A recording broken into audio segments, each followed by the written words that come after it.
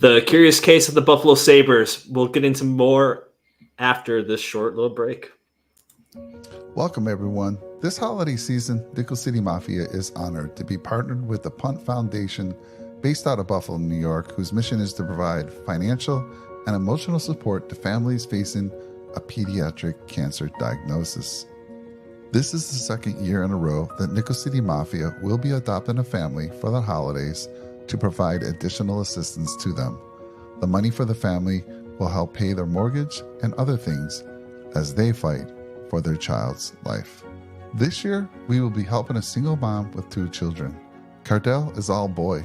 He loves cars, trucks, dirt bikes, superheroes, sports, and the Buffalo Bills. He's the sweetest big brother and loves his little sister. In early October, Cardell was diagnosed with stage 4 diffuse midline glioma, which is a very aggressive tumor that begins in the brain or spinal cord. In the words of his mom, Kirsten, "I am not taken. There's not much more we can do if the radiation doesn't work," as an answer.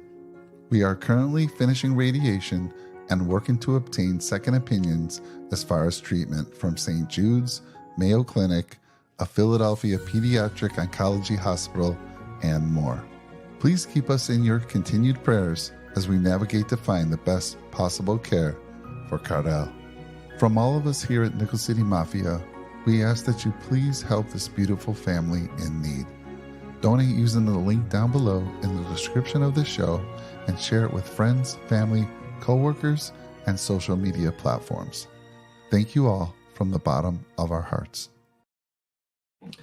So yeah, everyone, we got a couple more days left to raise some money for Cardell and the Punt Foundation. And there's some things coming up here up on Nickel City Mafia as well. On the 22nd, we have our telethon going on. So we'll be seeing the guys from our football channels. They'll be going ahead and doing that. And they'll actually be doing some trivia as well.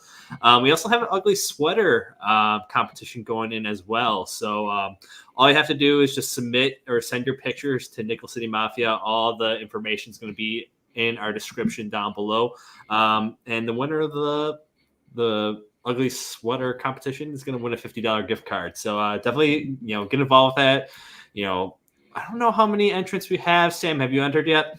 I have not. I unfortunately do not own an ugly sweater. Yeah, I mean, I'm in the same boat too. I don't really own anything. Yeah, I believe there are currently only 3 entrants. So your chances are pretty high of winning if you think you got a good sweater. So we encourage everyone to just send a picture to the email that should be below, and it's worth a shot.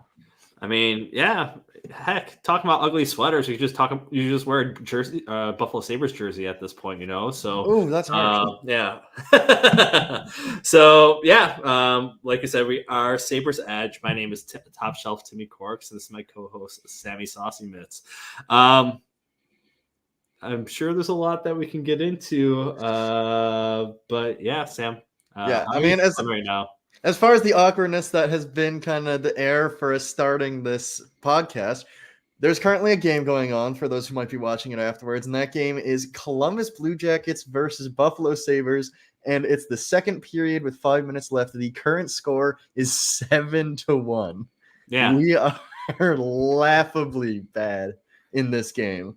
And I think I just saw our top 2 players just get injured by getting hit with a puck. I mean, yeah. Tage got hit in the wrist again, so we'll see if that's the same wrist or a different wrist for him. It looked like it was the finger. Finger? So, yeah. Okay. That's not as bad, but that stings. That hurts. You don't want to see Tage Thompson have any sort of affliction to the hands, as he is a very good shooter. Yeah, and then I just saw Tuck take a puck off the face. So everything's going great tonight. And it's going perfectly. You couldn't have asked for a better day. Yeah. I mean, I guess we can start off the conversation. Do you want to see Tage in the penalty kill anymore? Obviously, it seems like anytime he blocks pucks, it just breaks him. Unlike how you see with some players who are more accustomed to blocking pucks, we see him get hit by 3 pucks this season, and every time he's had some sort of issue with it. And maybe it's just an unfortunate placement, but I don't know, maybe Maybe he's just not meant for blocking pucks, and it happens. There are players like that. There are some more fragile players in the league. Yeah. I think he's good at the penalty kill when he's healthy, though, and he definitely, like when it was Greenway and Thompson, they had enough reach where they took away a lot of opportunity for off the power play on the other side. Yeah. And so that was good, but I don't know. It seems that as of recently he can't really catch a break on the penalty kill, and it's just kind of a detriment for him. But in a vacuum, I think it's good to have him on the penalty kill. But as of because of the injuries, I don't think it's really beneficial at this point. And that's kind of what I was leading into. I mean, this is the best. Well, this is the best offensive player on your team. The best player on your team is Rasmus Stanley. But this is your best offensive player on the team, and he's out there blocking shots, and he's not going to be staying healthy. And this is literally just a thought that came into my head when he just got hit again in the wrist. And yeah, maybe he's not the best at blocking shots, but he's been doing a good job of the penalty kill. But the problem with this team is they're not scoring goals, and he's a goal scorer. And if he's going to be getting hit in the wrists, in the hands, and he has pretty good hands as a hockey player, he probably shouldn't be out there anymore taking the penalty kill. Right. And he should probably be rested more as well. I mean, yeah, he can take a heavy load of minutes, but at this point, this team has a problem with scoring goals. He hasn't been generating the same offense that he has in the past. Maybe it's time to take him off and expect some of your lower end guys to start taking penalty kills. I don't know if that's something that you would agree with at all. I mean, when you get bottom six forwards, the expectation is that maybe they're going to be good at the defensive side of things. They're going to be special teams players, penalty kill. Yeah. And our bottom six is Peyton Krebs, Kyle Okposo those two players do penalty kill, but maybe not as well as you would hope. And we got Robinson, and he was good for a few games. He's cooled off, and his penalty kill impacts I haven't seen as necessarily great. So our bottom six our bottom three guys are fine. You can put them on the penalty kill, but they don't have the impact that you would hope for from a bottom six guy who you're trying to get good defensive impacts out of. So I don't know. I've kind of been – I kind of like the idea of a bottom six reshuffle. Just I haven't been high on Kyle Okposo even when he was winning. I haven't been high on or even when he was scoring. I haven't been high on Zemgus Girgensons throughout the year, and obviously he's injured now, so I can't there's no reason to be mad at him right now. And yeah, Eric Robinson has probably regressed to his mean a little bit. I'm not a super big fan of the bottom three. The kind of middle has had some injuries. You see Jack Quinn's just making his way back in the lineup tonight, and he's looked very rusty. I mean, what do you expect? As expected. Right, yeah. Jordan Greenway's been out. That's not helpful. That's one of the perfect third line guys is Jordan Greenway, and he's been out. And he's a guy that you want to see on the penalty kill because he's very good at it. Yeah. But I think a bottom six reshuffle would be helpful. Or a bottom three guys. I really don't need Kyle Okposo. I need someone who will consistently be better than Eric Robinson, unless he can get back to playing the way he did for the first three games, which seeing him play, I'm not sure is the reality. How much things can change in a week, right? But yeah. Well, yeah, he had that jolt of energy coming to a new team, and I was kind of expecting him to play a little bit harder tonight, but he hasn't really, and he had that one goal against him. I forgot who it was. It was this best team in the league. We're the GOATs. Cup parade's back on. Kyle Okposo. So, as I was saying, our bottom six is immaculate. We've got the best bottom six in the league. All right, Sam. No. I mean, Luke goal right here. Hey, listen, it's a good battle. It's actually it's not even our bottom six. It's Victor Olofsson, Middlestat, and Kyle Okposo. So it's just a made-up line at this point. Yeah, they're shuffling lines right now. Kyle Okposo is the best fourth liner in the league, and I'm glad that we have him and we can keep him for many years to come. Great goal scorer, great character guy. He just threw a puck at the net. And that puck went spin around. You know what? You know what we haven't been doing this game? It's throwing pucks on net. Their goalie is not good by any metric. Their team isn't good. I mean, well, they're all stars against us. So, well, I was getting really annoyed by Rob Ray during this game when he's talking about, hey, the Toronto game. Yeah, he keeps on bringing. They'll play 2 hard periods and then they'll fall apart in the third. And I'm sitting there. I'm waiting for that. It's gonna happen. And the problem is, you're talking about the Buffalo Sabres too. I mean, the Buffalo Sabres haven't strung together a strong 60 minutes in any. Well,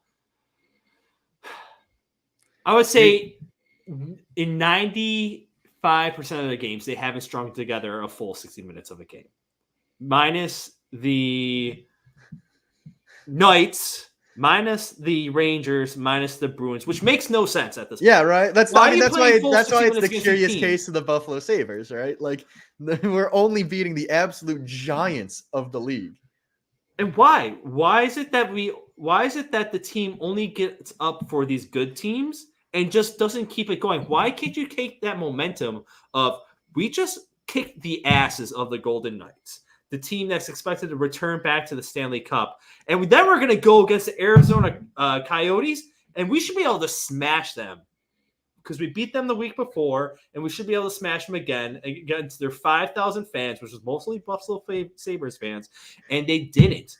I mean, and some people are like, well, they kind of got goalied. No, they just didn't play. We didn't get goalied. We didn't hit the net. Exactly. Like, we were I don't think we didn't play well that game. We could not put a shot on net. No. We had there's many cracks in the glass in the Mullet Arena right now because all we could do is just mail it over Vemelka. What is going on here? The team that scored so many goals last year was the third leading scoring team in the league last year? Yep. Has games where they came and hit the net? That you have the Colorado game. What was the shots on goal the first period? That Colorado game was one of the most embarrassing games of the year, and it actually brings up a point that I have to make. Dahlin hasn't looked good recently. Dahlin has been struggling.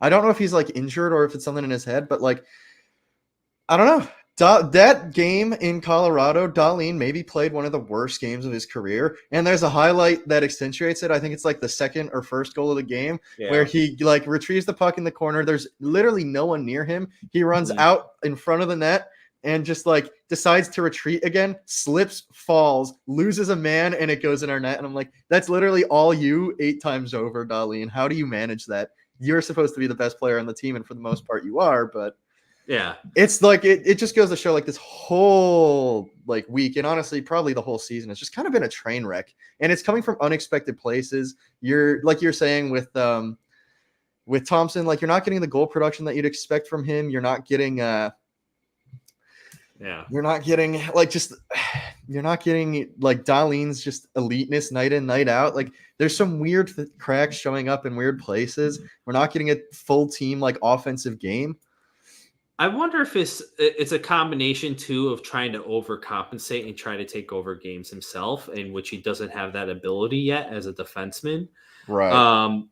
I think that might be playing a part as well, because even when you hear him talking in between intermission today, and Rob Ray was asking him all these questions, he literally was just lost. He had no idea how to answer these questions, because this is where the team is lost. You have a lost team right now. And that kind of leads into the question that Mike was asking. But let me first go over some of the other comments real quick. So first of all, Mike said earlier, holy moly, 7-1. Are you kidding me? Yep, Tom's on here. Boo Earns. You know, it's they're saying Boo Earns. Oh. It's a Simpsons reference. They're booing Mr. Burns, and the guy who's always with him is like, no, they're not saying boo. They're saying Boo Earns. Oh, I got we're supporting the team. The fans in the arena I'm not are supporting the team. No, they're not. It's Boo Earns. It's Boo Earns. Anon, thanks for the $10 donation. Yep. I mean, Mike, I'll have to admit, Sam did scare me too when he screamed, because I'm on a bit of a delay here. Sorry, did I spoil it for you? You're not going to spoil anything for me at this game right now. So yeah, you say that. Wait till we win. I mean, I'm glad one of us is positive right now. Listen, I gotta add a little dichotomy. I gotta like throw a little bit of like positivity into the mix because otherwise this would be a miserable night. Well, yeah. I mean, I'm a broken record for the past 3 weeks of what I could possibly say right now. But yeah, going back, like Mike said, besides you guys, I've heard other podcasters now saying Granato needs to go. How do you feel about that, Sam? See how I asked you specifically? Yeah, since he's asking me specifically, I think obviously it means that my opinion is probably more important. I don't know. I'm just so conflicted on it. Like, we're obviously not getting the results that we need and that you'd expect. I don't know what the problem is. It doesn't seem. It's weird because it doesn't seem like there's too much of a. I don't want to say there's not like systems problems, but it seems like a lot of the goals that we see aren't necessarily systems problems, but lapses in like individuals. And I'm not sure if that's like the system is too hard for players to play, or if it's, you know, that like individuals are just having off nights or just like off moments. And so I don't know. I don't know. I struggle with this question a lot. Right now, I'm in the boat of like, probably not. Just wait and see. Again, going into this year, like if you had asked me 2 years ago, this would be the year that was supposed to be kind of like last year where we start making like a little progress. I didn't expect us to break out. And I think that was probably a little bad for us last year because we definitely overperformed. And then there was this like expectation, there's this pressure. And it's like now we're living with that pressure, and Don is feeling the brunt of it, I'm sure. And I'm not sure that that's fair because I feel like this is the year where we should really be trying to like make progress, not playoffs. And then next year is the one where like maturity should be there and we should be making playoffs. And that's been like my feeling since many years ago. Yeah.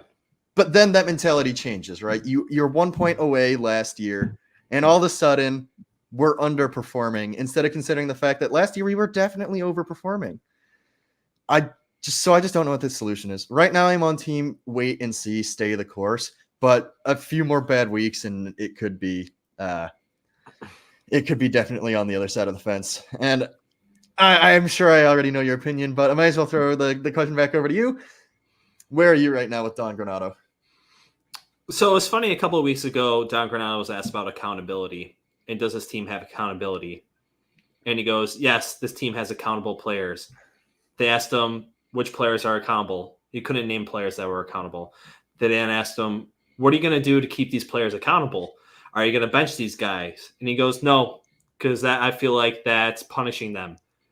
And that's where he lost me as a coach. Right. Because that's a coach that's afraid of his own shadow.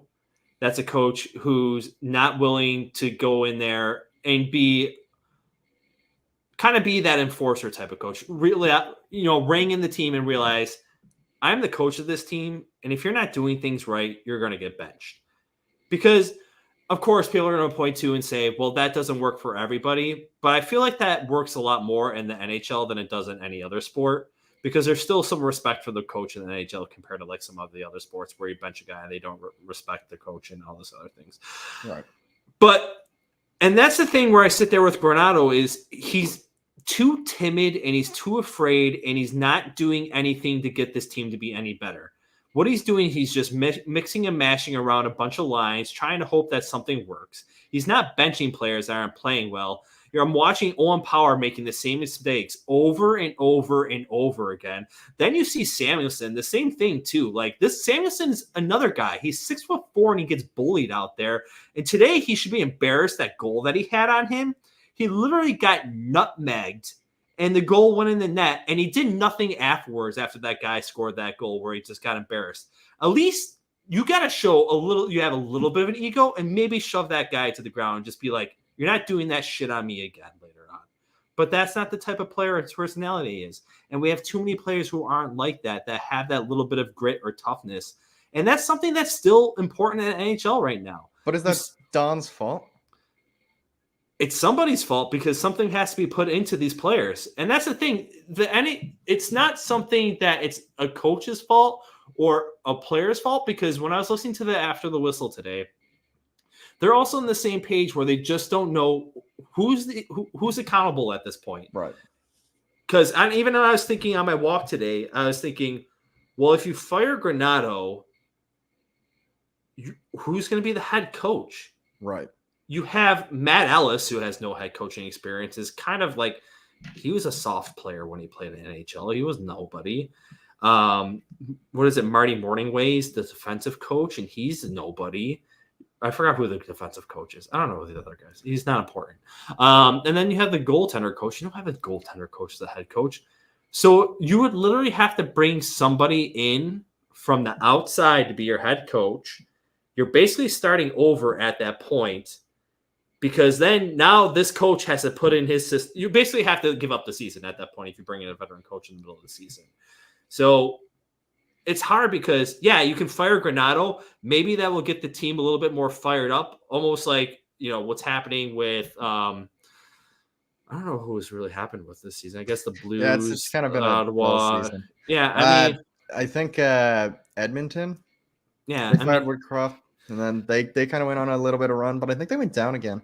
Exactly. How much effect in the long term is that going to have on the team? I don't think it's going to really have that much of an effect in the middle of the season to bring him to the playoffs. I think it's plain and simple at this point. The Sabres are not a playoff team, and some big changes need to be made in the offseason. And I don't think Granato is going to make it through after the season, to be totally honest with you. You're going to have to bring in somebody new with a new scheme and keep players accountable. You're going to have to force the players to be accountable for the action of play, whether that be benching or doing something. And you're going to have to bring in veteran players at this point. You have too many young guys. You have too much skill. The conversation always goes to with Granato is, why is your team playing like this? Well, they're young. Yeah, they're young, but they have a lot of experience in the NHL too for being a young team too. So you're going to have to bring in an actual captain of the team. Kyle Okposo, great guy. He's a little too soft too. You need to bring someone who's been there, done that type of player, a veteran player, and kind of just keep the team accountable. You're kind of thinking, Sam. I see. I am thinking very hard. I'm sure you can see the steam like rolling off my head. I just kind of wholly disagree with a lot of the statements there. Because, okay, I'll start with we need to get older. I don't mean older, but you need to bring in veteran guys who are effective and kind of can take and guide this team into being a playoff contending team. Now, you're going to have to probably bring those guys off of trades, but they do need to bring in older players at this point because this team is just too, it's too much. These guys are a bunch of pussies. That I'll say that.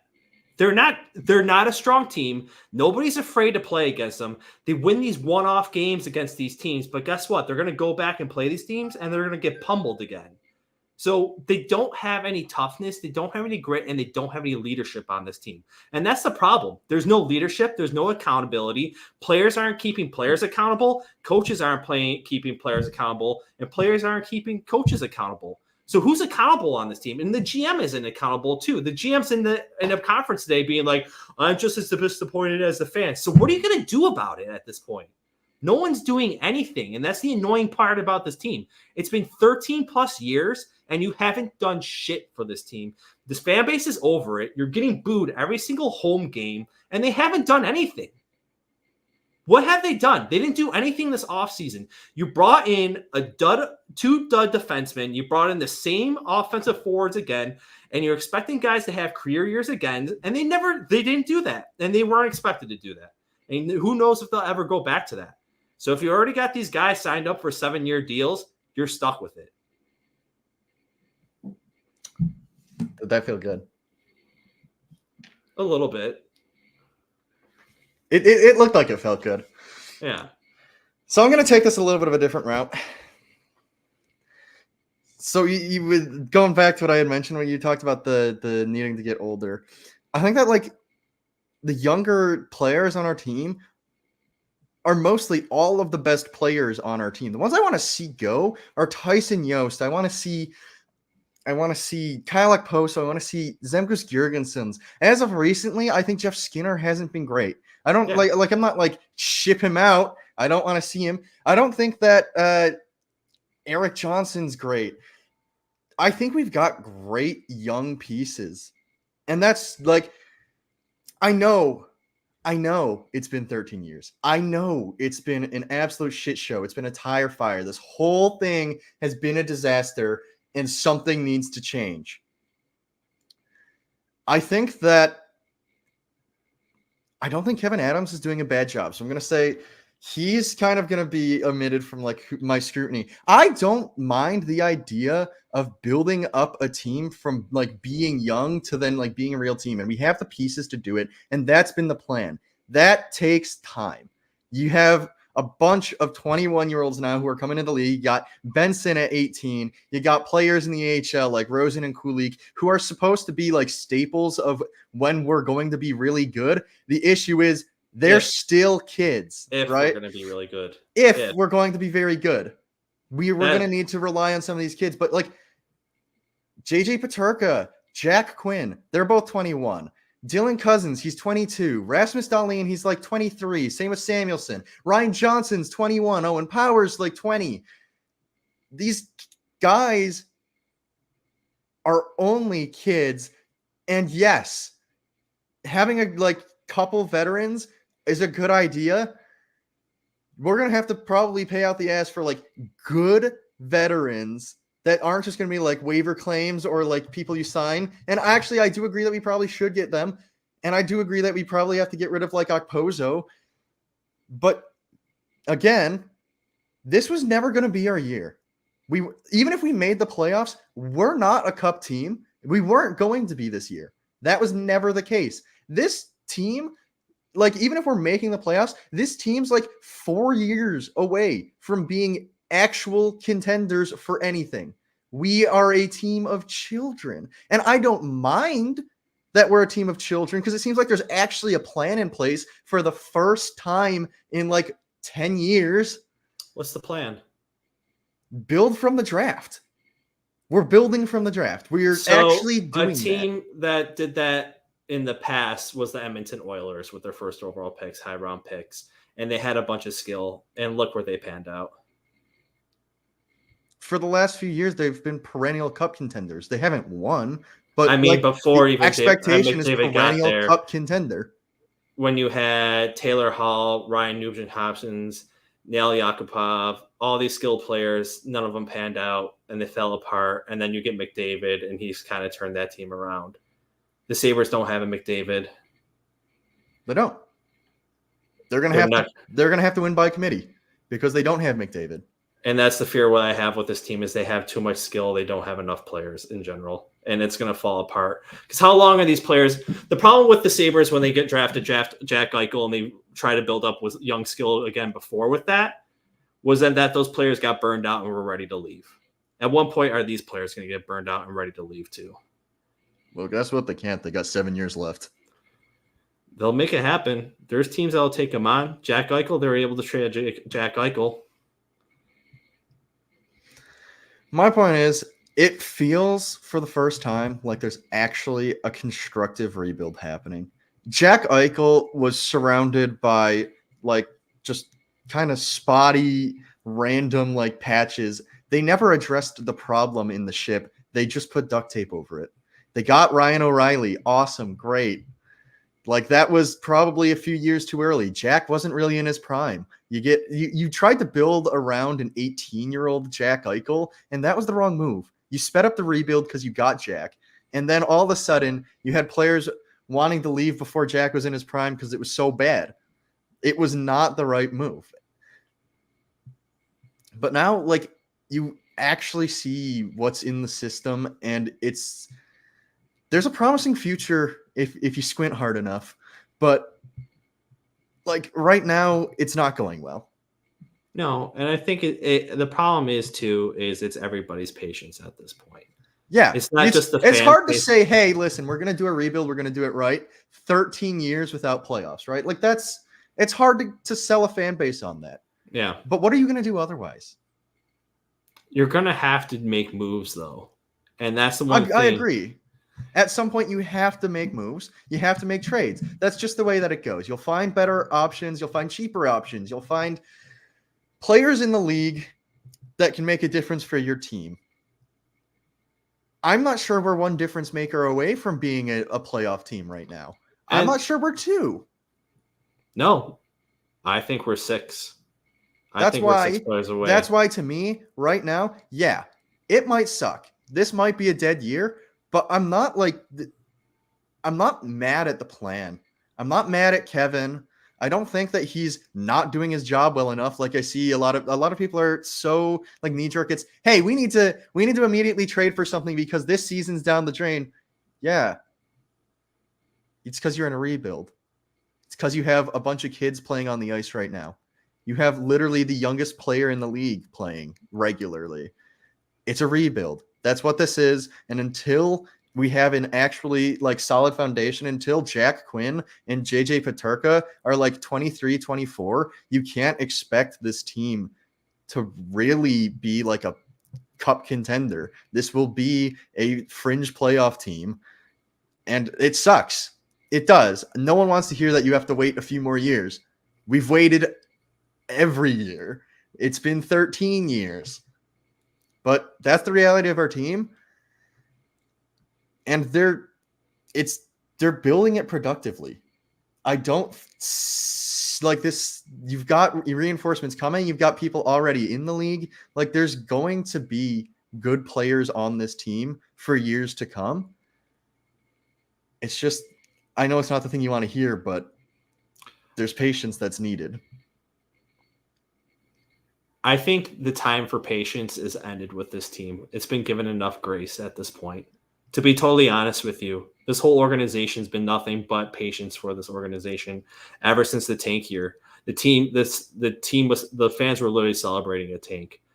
And I understand that the team is young, but like I mentioned, this team has veteran players when it comes to the amount of years that they play in the NHL.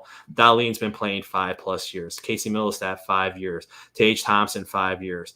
Tuck has been playing 6-7 years. Skinner's going to be hitting 1,000 games. At this point, I don't accept the young card anymore. Even Cousins, he's been in the league for 4 years at this point. You're considered a veteran player at this point. And when is this going to change for this team? I'm sick of the young card. That's the only card that Granato has right now. In all his interviews that he talks about is this team being young. And yes, I understand players are young and they'll have to learn.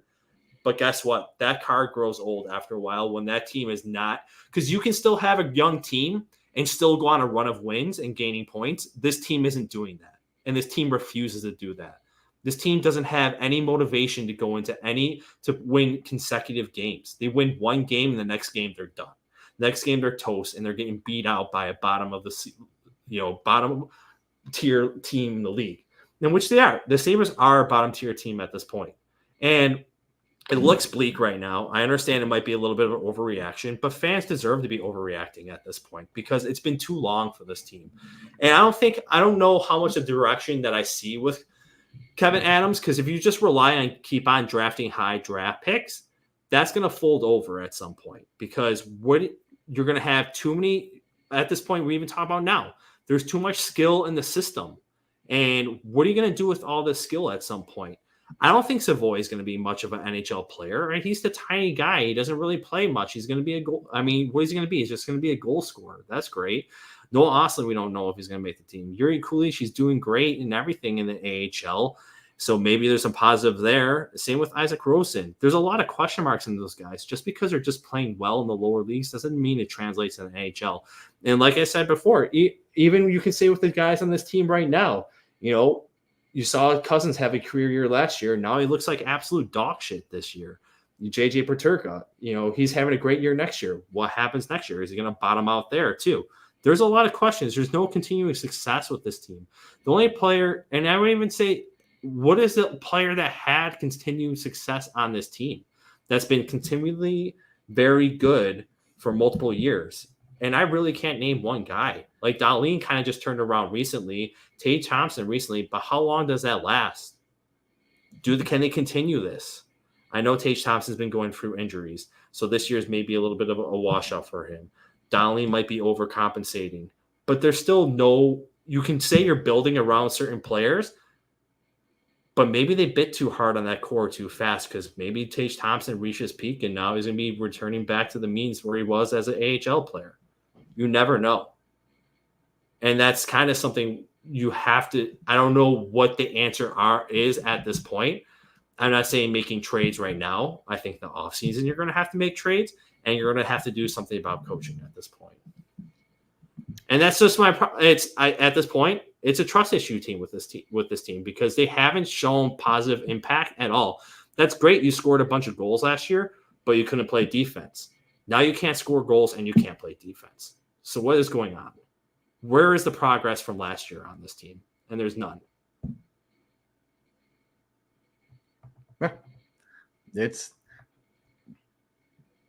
Tage Thompson just scored. All right, hold on. Let's go! Tage Thompson scored. We're the best team in the league. We're going to win this game tonight. Yeah. 7-3. And sorry to bring this cast down to like a very negative, sour thing on my end, but it's tough. I mean, you are expressing the feelings that I'm sure a lot of Sabres fans have right now, right? Yeah. And there's always going to be two sides of the coin. There's always going to be people who agree with you, and there's going to be people who agree with me that like maybe we're overreacting here, and that like there's a plan in place, and maybe this isn't our year, but it is what it is. But it's always valuable to acknowledge that like, yeah, both these opinions are valid. Like it's completely valid to be incredibly angry with this team and its management and its coaching and its players, because guess what? We're not getting results. And at the end of the day, isn't that what matters? Yeah. And like, I respect your point too, because they are drafting good players. But the thing for me, right, is that it's every year you have one team that wins the Stanley Cup. Yeah. That means that there are 31 losers every year. You don't have I don't want us to sell out now and end up as Minnesota. Exactly. Yeah. Right? Yeah. Minnesota, I agree with that. They are perpetually a playoff team. So in that regard, they're doing better than us. They're never a real threat. They have not been for years. They managed to keep above the playoff line without ever actually threatening to do anything in them. I think that we have the foundation where one of these days, like, I believe that this team has a core that could someday win the playoffs. And I firmly believe that. That's why I'm not on the side. Like, yeah, we suck this year and we're underperforming and it hurts. It hurts a lot. I want to see this team do well. I do. But I think that we have pieces both here and like currently in our pipeline that you can win a cup with down the line. And that's why I'm not sell everything, win now, get into the playoffs because that's what we need. If you make the playoffs and you don't win the cup, guess what? You're one of 32. I don't care that you're one of 31. I don't care that you made the playoffs. It's definitely more fun and I appreciate it. It shows growth. We're finally in the top half of the league, like if that happens. But I'm not trying to just sell everything now for a quick run to the playoffs. Exactly. And I agree with that because there's no point in trying to sell out if your team this team is not a Stanley Cup team. This team is not a Stanley Cup team. And going into this year, we weren't going to be. Oh, exactly. It's not the frustrating part is that it's not a playoff team this year. But yeah. And part of my frustration too, and like I mentioned, is at what point do players start turning? Right. That's when you're finishing, if they finish in the bottom of the league again, you're going to have some players that are going to be like bewildered and be like, what are we going to do from here? And you're going to have guys, that young core that is going to be your core of the future. They might not have solutions to like, how do you win in this league type of thing? Right. And that's the thing I worry about this team is that, you're going to have a core that hasn't really done it type of thing. It's like, and you kind of need, and like, those are the veterans I was mentioning is you might have to bring in and slowly trickle these guys in that have done it and not spend it. They're not going to be the top line guys. They're not going to be. You mean Eric Johnson? I mean a better version of an Eric Johnson. But like I don't think that you can. Like I'm not sure. I don't know. You room can to be anybody. choosy about it, right? Like you can't. You're probably not going to bring anybody in a higher value than Eric Johnson. Eric Johnson is a guy who won the cup and was available. Those are two criteria that are very met. Yeah. He's also a serviceable defenseman, right? He's not great night in, night out, but he's a fine 6th, 7th defenseman. He's not enough. He's not that. He's not changing. He knows how to win, and it's not like disseminating through the lineup. It's not now all of a sudden everyone in the lineup can like figure out how to win. It's just not working. I just wish you would take Owen Power to the side and just be like, dude, what is going on with your defense right now? Type of thing. That's all I ask for. Is him just pull him aside. From Eric Johnson or from Don Granato? I mean, I don't think Don Granato's going to do anything, so Eric Johnson's going to have to do something. And maybe he's had this conversation. Someone has to have the tough conversation with the kid. I think that, like, honestly, as far as like defenseman mentors, I think that it seems like Dahlin is really taking the mantle on that. Like, he seems to be the guy that the defensemen look to, and for good reason. He's very good at it.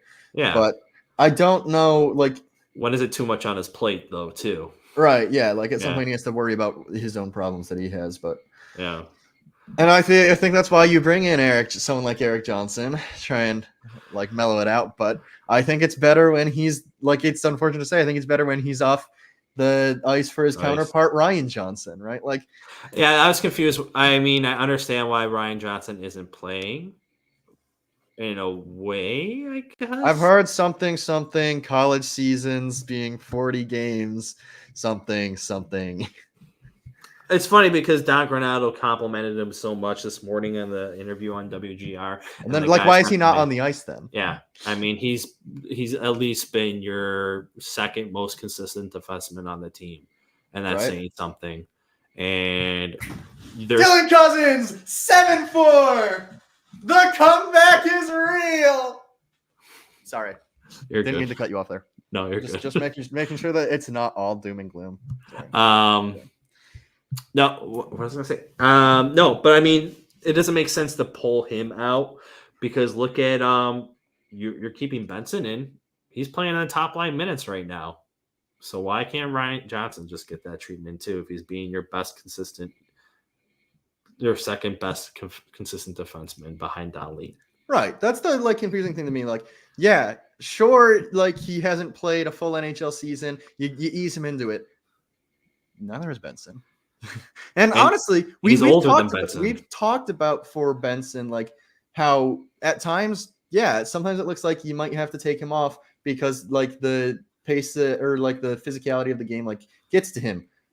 Then that's fine, but like less frequently, like when he's playing well, don't take him off. And when Ryan Johnson's doing the same, don't take him off. Wait until he's actually struggling because he's been playing well and then getting set. Mm-hmm. It's like that's not how you do it. That's not how you set the tone. You sit the people who aren't playing well and say, hey, take out 8-4. The dream is dead. There's no more hope. It's a ping pong of a Sabre season.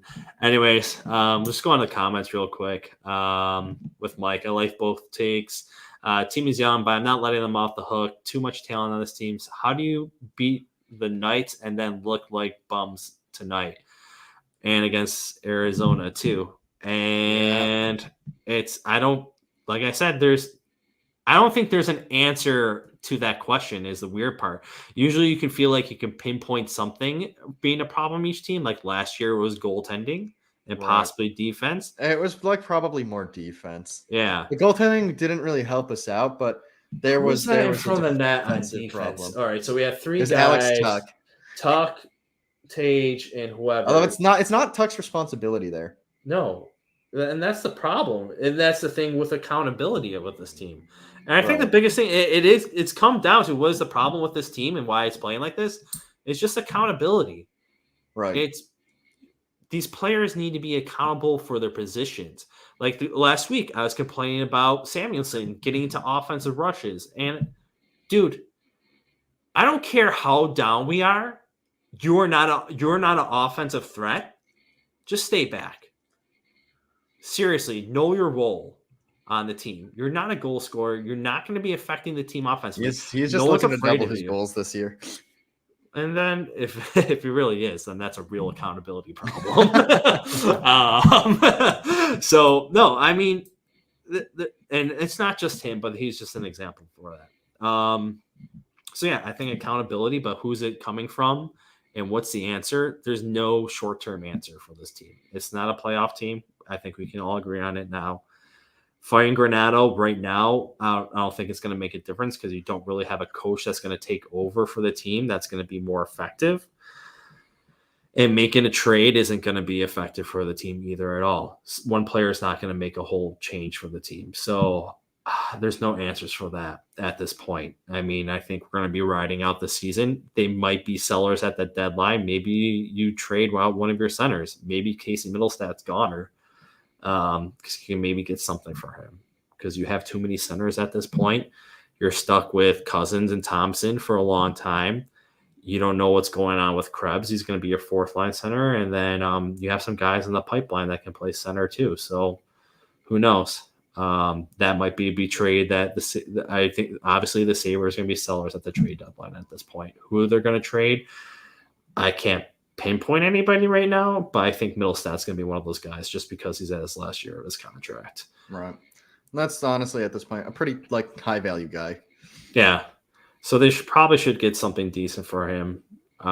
Hopefully it's more of a prospect or a player that's playing in the league right now rather than a pick, because I don't think the Sabres need any more picks, to be totally honest. I do think that if we're selling off players like Middlestad, you're looking to get players in the 22 range that can come up with your Dylan Cousinses and exactly JJ, or 23. You're trying to get a young but established player. Yeah. Mike, again, that's the reality of both the Sabres and Bills fans. We've been waiting a long time. That's true. Yeah. I mean, I feel like all Buffalo is just waiting for something to happen. Yeah. Can you guys think of any team with the youth of the Sabres that have won a cup or come close? Not particularly, but the point was you look at I don't think with our current age now, but you look at a team like Tampa when they had their cup runs, and that was largely built on a core that they drafted and developed. Yeah. And that was that's the thing that I think you give it some time and we'll have a team that and a core that could rival something like that. But yeah, again, time being the main ingredient, they're still kids. They had a long window. They have a very long window to the Lightning, which is kind of crazy. Their window went from when the Blackhawks were winning Stanley Cups all until 2021. Right. And I think a helpful thing with that is when you draft and develop rather than sign free agents, you have more cap flexibility. Yeah. You sign the guys to longer term deals that are maybe a little more team friendly because you signed them when they're RFAs. If you can get the production that you got last year from Thompson and Cousins, those $7 million numbers are going to look great in the increased cap. That's how you end up with an extended cup window like that. That's how you end up as a perennial cup contender. It also helps in Florida. There's no state income tax, so the players make a lot more money. You can and it also helps that they did some cap gymnastics to make sure Chris Brown is always available during the playoffs. That's I don't know. It's neither really here nor there. Those things are whatever. I guess I think the team that probably might be the closest, they weren't a cup team, but they had a pretty successful playoff run last year was probably the New Jersey Devils. That's true. I think that was maybe one of the youngest teams that I can think of in recent memory that was kind of successful because they're pretty young. Their youth also overperformed definitely ours. 100%. They're now kind of back in the where you thought they would have been last year. Yeah. And so here we both are. They had a higher high than us, but yeah, and that's pretty good. Yeah, smash the like button if you're watching after the game. I'm sure you're going to be commiserating or Sam still believes we got a chance to win. So maybe there's some after Listen, me going on. all we need to do is get within 2 before like the final 4 minutes. Then we pull the goalie and we just absolutely take it to them. I promise you. So definitely smash the like button. And yeah, I mean, I'm sure we'll have some more to talk about Sabres. So I guess we can talk a little bit of the past games. So we like kind of brushed over it and like kind of got our anger out, and we talked about Vegas, we talked about Colorado, but we never actually like went over how those games went. So like if you want to do that, we could do that right now. Yeah. I guess we can just go over each game individually. So was there anything that you took away from the Avalanche game, even though it was that was one of the most embarrassing games I've watched. Yeah. At least in this one, this has been really embarrassing. In the third period, we've had kick. It's too late, right? It's far too late. But you showed up and like for your own pride, at least, they're putting together a period that's like competitive. During the Colorado game, it felt like the whole time it was just embarrassing. And on top of that, it was 10 p.m. I'd rather lose 8-4 at not like 9 than 8-4 at like midnight 30 any day of the week. Like that's terrible to have to sit through. Yeah. I think there's only one thing that we could talk about. That game was 9-4. Oh, okay. Benson got a second goal of the season against Colorado, so it was nice to see that progress there. So, I can see the positivity just slowly leaving Sam's body right now. Listen, I've been trying to keep at least a little positivity for a whole almost hour now, while watching a game that like when we started was 7. How did he end up with that puck? Seriously. There was 4 guys in front of the net, and still, I don't even know what number 4 comes out, passes it out to Ken Johnson, who is a Panera wannabe, and he puts the puck in the net. How does not one of those players get that puck?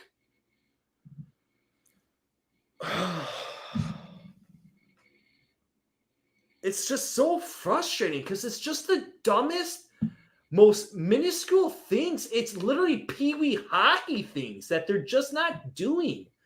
Get the puck out of the fucking zone.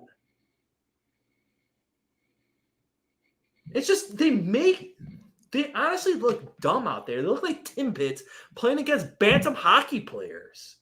Even worse. And you're playing the Columbus Blue Jackets. So welcome the to Sabres supposed hockey, worst guys. team in the league. They're not the worst team. That's the Sharks. The worst team in the Eastern Conference. I mean, no, that's us. Yeah, that is us. No, it is us.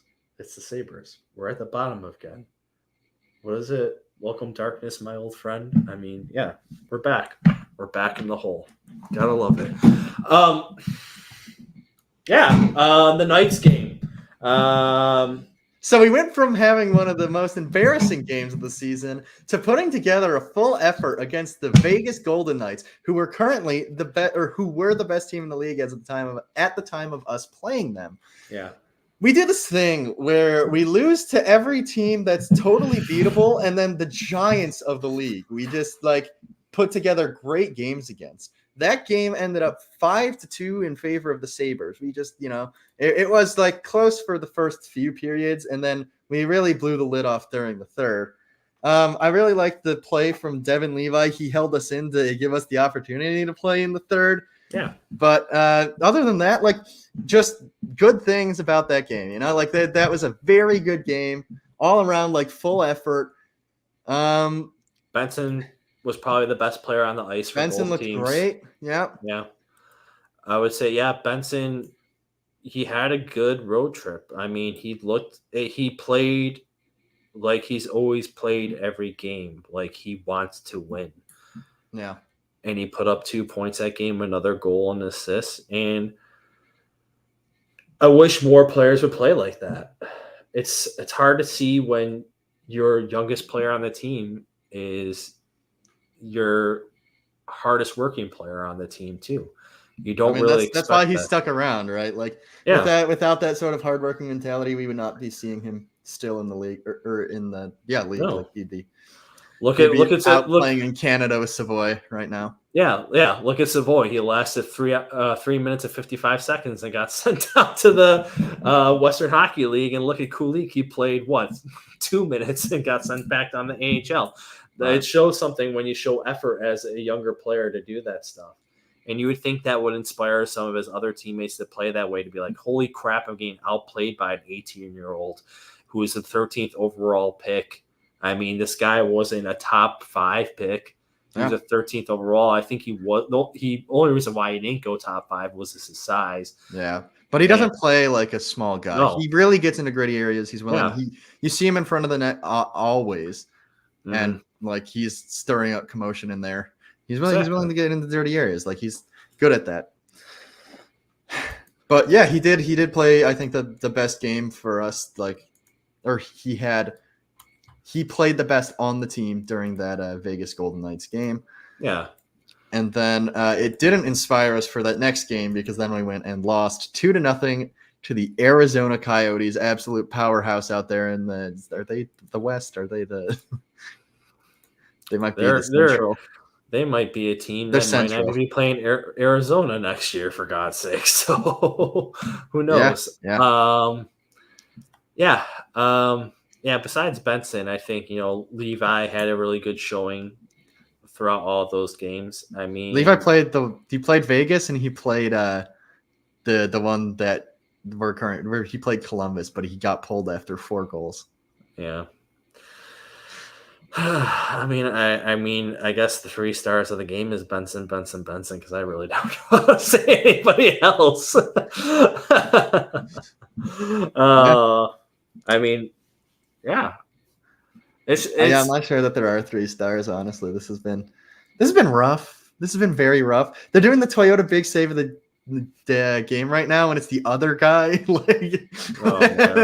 You're having a good game when they're giving the big saves to the other goalie. Like the broadcast doesn't care anymore. Like it's a tough game. I mean, yeah, that was really a big save. Let me tell you, he just stuck his pad out. Oh my god! It really just kind of felt like luck, but yeah, that's what I'm saying. Like his pad happened. Like it was tipped on net, so like it's like always tough. There's a bouncing puck. It's tipped. Yeah, but his pad happened to be there. Like it wasn't like he did anything spectacular there. That's the level of goaltending we're getting this game. But it's not even all the goaltender's fault. Like you were saying earlier, that play with Kent Johnson, like how did he even manage to receive the puck? No, and that happened on various goals in this game too. It's just the other team always ends up with the puck out of a scrum, and it just doesn't make any sense. Besides winning faceoffs, when are you going to win pucks out of scrums? Is there a stat for that yet? Yeah, I don't know. Advanced battle winning. Yeah, exactly. And I mean, this team really has a lot more question marks this year than it did at the end of the season last year. Yeah, I feel like things were more defined of what needed to be changed for the team last year. And this year is just kind of like it just feels like the wheels have fallen off. Like I cannot pinpoint what's ruining it, but they're not there. No.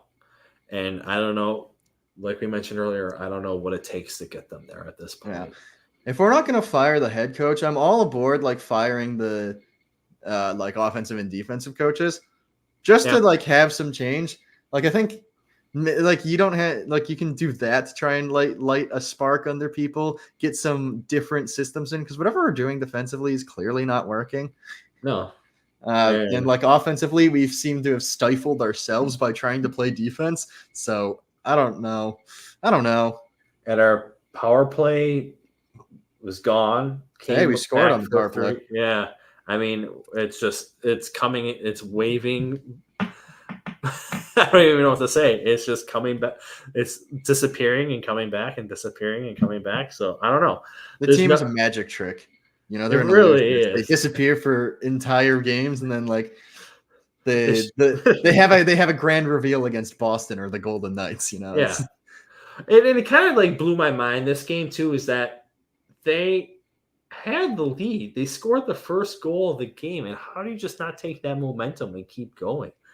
And then they kind of had a strong first half of the first period, and then the wheels fell off. And somehow Columbus scores 3 goals in 7 minutes? Yeah. It's like, what is going on here? It feels like there's definitely like some sort of mental hurdle on this team right now, because we've been seeing that a lot where like you get they give up some amount of lead and it just feels like it becomes insurmountable. Like they cannot figure out how to play, like continue to play hockey after they've lost a lead. Mm-hmm. It just seems like the mental on this team is just shot. Yeah. They just crumble after even a little bit of pressure is put on. And then once that's happened, like you can see it. The effort just kind of like falls through the floor. They're making sloppy mistakes everywhere. But it's always like it almost never like starts that way out the gate. Like it just feels like there's a tipping point where it's like, all right, the Sabres are done. They're cooked. Like the game's over. Yeah. They need to figure out how to continue playing even at 3-1 after the first. This game's not over. No. Yet you come into the second period and you look like the worst team to ever play hockey. Yeah. Like that's not acceptable. I don't know who's responsible for that, but it's just like a team-wide mental error. Yeah, and it doesn't help that you bring in the backup goaltender and 3 goals and 3 shots happen. Right? It's just stacking L's on L's on L's on this game, and Well, it's painful hockey to watch. It's uninspiring hockey to watch. I mean, if I want to watch this type of hockey, I can go watch the Portland Mariners play hockey and just watch a bunch of meatheads beat each other up in the ECHL. But at least it's more fun because they're beating each other up. Yeah, they still have their dreams that they think they're going to make the NHL, but I'm sorry. Good for you guys. I mean, I wish I had that drive in myself to be like, yeah, I'll still make it. I'm in the ECHL. I can make my way all the way to the top. Yeah, I feel like once you end up in the E, it's kind of pretty damning. Yeah. Like, the AHL is where you're like, if you're a prospect or whatever, but if you're like in the ECHL, like you probably came from one of the like juniors leagues and you're not allowed to play in the ECHL until you've graduated juniors. Like, yeah. Or like not even graduated, but like they still have that like same kind of collective agreement that you get with the AHL where you can't have, why we couldn't have Benson in the A, or why here's the Seattle guy, Shane Wright, couldn't play in the A. But is he in the NHL right now? Shane Wright? I don't know if he managed. But there's one other Sabres thing I just wanted to bring up. Did you see what happened to Lawrence Pilot over in Switzerland? Did he get kicked in the face? Almost, yeah. I forgot what the other player's name was, but yeah, the other player tried to kick him in the face when they're in a scrum along the boards, and the player only got a 5-game ban. And it's like, was it a former Red Wings player? Frick, yeah, FRK, I think his name is. I was just looking at it before. I saw the video. I didn't know that the recipient was Lawrence Pilot. Yeah, that's crazy. Yeah, Martin Frick. Yeah, he tried to kick Lawrence Pilot in the face with the skate, and he only got a 5-game ban, which a lot of people right now are calling him to be suspended for the rest of the season. I think if you're trying to kick a player with your skate blade, that's a suspension for life. Listen, hockey's a fast-paced sport. It's physical. It like tempers flare, whatever. You have to be always mindful. You have a weapon attached to your foot. That is a serious weapon. We saw it where a player in a European league, a former Pittsburgh Penguins player, Johnston, died. Yeah. It's a terrible tragedy. Like, people have to be aware of the fact whenever you step out onto the ice, you have a weapon strapped to your foot. Mm-hmm. You cannot mess around with that. Sometimes a foot will get up and it's like happens. If it's an accident, okay, it's unfortunate. If you're swinging your foot the way that this guy was at Lawrence Pilot, like that should be incredibly illegal. Like you are doing something very illegal and hazardous and problematic. Yeah, that's definitely like some sort of assault. I mean, it could be attempted murder, but yeah, there's no room for that in any hockey league, and especially like you said with what happened earlier this season. So, I guess the one positive that I do like seeing is the players all wearing more players wearing neck guards. I think every player should be wearing neck guards. Yeah. Like you said, you get into those scrums or you're getting against the boards. I mean, some guys can't control where their skates go in that game. Yeah, sometimes you just end up like taking a spill, your foot gets up. Yeah. It is like, it's unfortunate. It's like it happens occasionally where people will end up like with cuts on their legs, where that's more understandable. Like your leg didn't get up to someone's head, but like a foot will hit a leg and like that ends up with a cut. But yeah, you're fully like padded down there, so it's rarely you're probably not going to get a lethal cut on your leg. No, but I do like that you see like one of the first ones on our team. I think that transition. I think Henry Yokiharu was playing with the neck guard immediately after the Johnston injury or death. Sorry. Yeah. And the league is generally shifting towards more protection, caring more about, their safety. And that's good to see. I do appreciate that. For sure. And then just the transition off of that. So game ended 9-4. The positive takeaway of today is that the game is freaking over. Yeah. That's exactly it. Congrats, guys. You don't have to watch it anymore. I'm sure you guys weren't, but you don't have to anymore. The chat has definitely gone quiet, so a lot of people stop. Either they're drinking in misery or they're just like, I'm not even bothering with the game anymore. Yep. So yeah, I guess we'll just pull up the schedule for the next week, and I think we're gonna do great. Yeah. We've only got tough games ahead of us in the next 3 games. But then we face the Blue Jackets again. That's going to be a real tough one for us. Okay. But, for the next week, though, specifically, it's Toronto at home and then the Rangers. Toronto at home on Thursday and then away at the Rangers on Saturday. And then we have a break until after Christmas. So Toronto at home, which is going to be a Toronto home game. Right. But it's fine. Yeah. They're a team that should beat us. We'll be fine. I mean, they're not as high as they were last year, so I don't know. Yeah, true. They're not dominating the league, so I'm not sure we can pencil them in as an easy win for us. But that Boston game is absolutely essential. Like we got that. Yeah. So I don't know if they're good enough to be beaten by the Sabres. They haven't earned that right yet. Even though the Sabres beat them earlier this year. Okay. Yeah. That's lovely. That's a long time ago. And then the Rangers, I mean, we're playing the Rangers at MSG again. Holy crap. How many more games do we have against them? It's got to be our last one. We've already played 2 against them, right? Yeah. Is it 2 or 3 that we play against the Metropolitan? It's 3 or 4, I think. Okay. Or 3 like or 4. Some get I think it's some get 3, some get 4, just arbitrarily. Okay. But yeah, we've already played 2 against the Rangers. And we're 1-1 against them. Yeah. All right.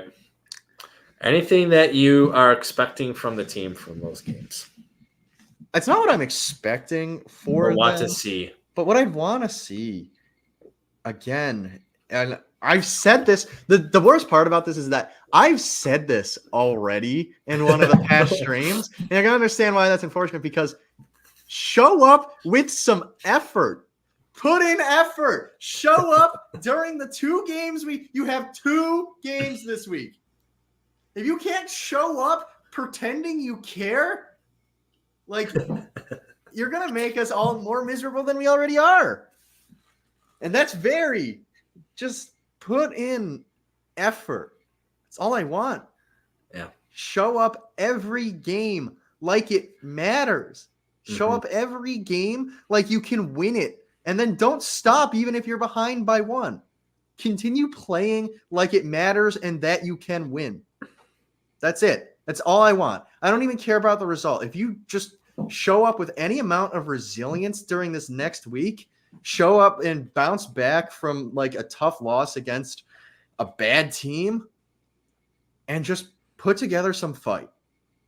Yep. Prove that you care at this point. We're almost 30 games into the season, maybe 30 already. And you don't care. It doesn't feel like you care. Mm-hmm. So just show up and care.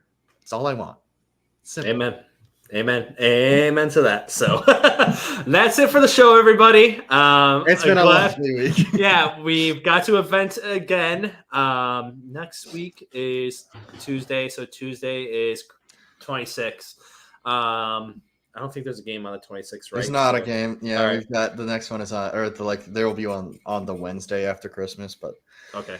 We also have the upcoming Nickel City Mafia stream for the holidays. So I think are both going to be on that, sharing some Christmas memories, our favorite Christmas memories. So that's something to look forward to. There's the ugly Christmas sweater contest. There's the charity drive still going on. So if you can check out any of those or all of those, we highly encourage it.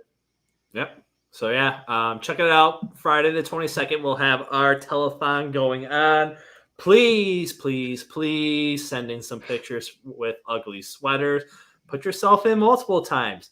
Win this $50 gift card. It'll be awesome. I mean, if you have multiple ugly sweaters. Are you encouraging people to cheat? If you have multiple ugly sweaters and you can't decide which one's the ugliest, then it's a different submission. I mean, if you own multiple ugly sweaters, then we gotta talk. I mean, no, I'm kidding. You got one for every party you're going to this year. It's perfectly exactly. fine. It's reasonable. It makes sense. Yeah. But yeah, submit for that. And then join us on the telethon. Like I said, it's gonna be a good time. We'll be with the football guys too. So if you are not football fans, I mean, you'll just have to deal with them a little bit. Anyways, good night, everybody. Football anyway. Exactly. So good night, everybody. Like I said, join us on Friday night, and hopefully next week we can talk about effort. We'll talk hopefully about next week we're talking about effort. That's it. Have a good night, everyone. Good night, everyone.